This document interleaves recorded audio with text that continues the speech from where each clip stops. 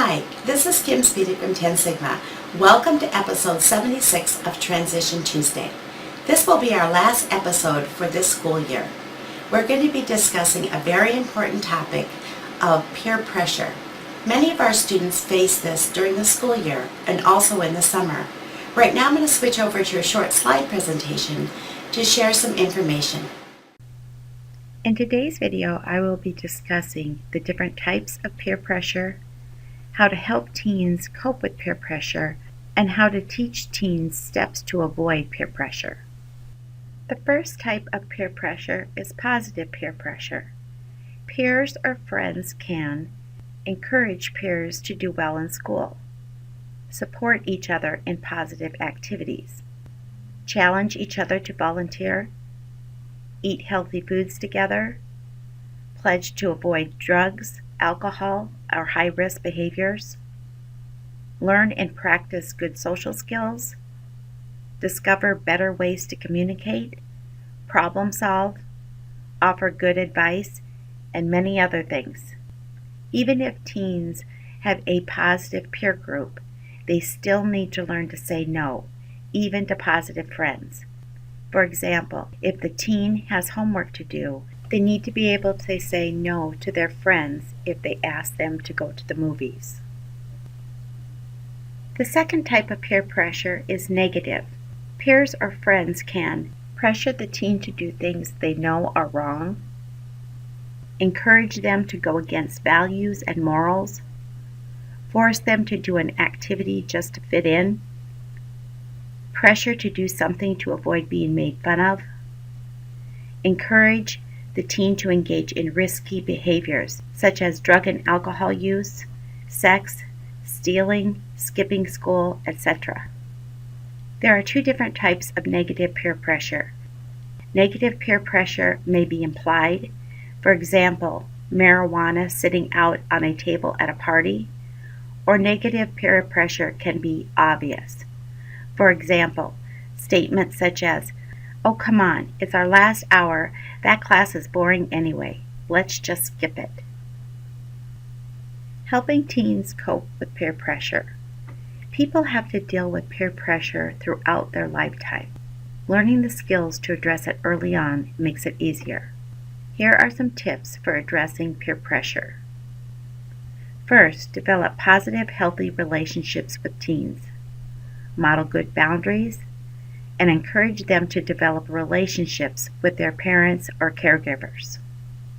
Also, encourage students to think about what people are asking them to do. Help them ask themselves questions such as, "Is this wrong?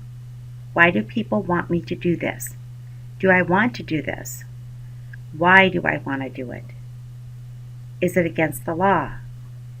Am I concerned with people making fun of me for not going along with it?"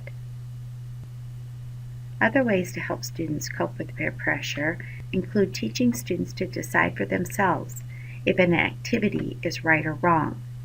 Encourage them to explore their own values and morals and make decisions based on what they believe is right. Help students think of ways out of negative situations.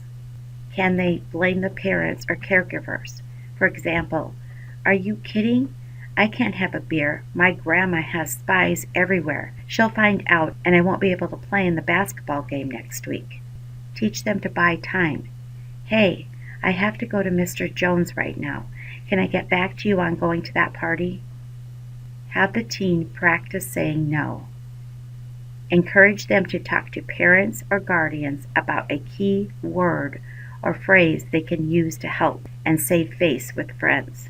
For example, while they're at a party, they can call their mom or dad and say, "Can you come get me from Julio's place?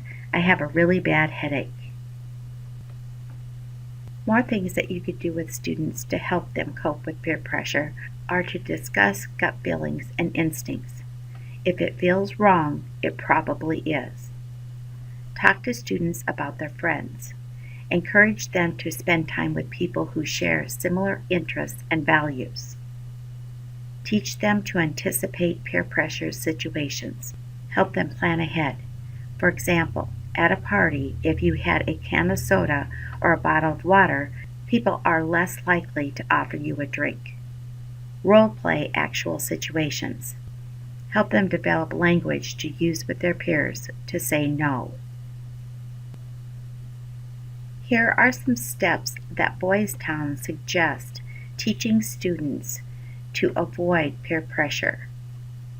1. Look at the person. 2. Use a calm voice.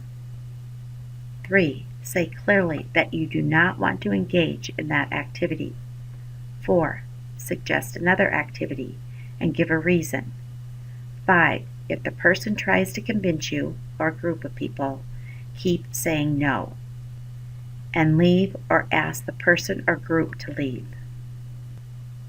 Here are some final thoughts on helping students deal with peer pressure. Learning to resist negative peer pressure is a skill.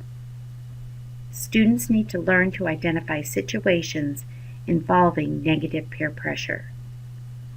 After identifying the situation, students need to develop a plan for addressing it.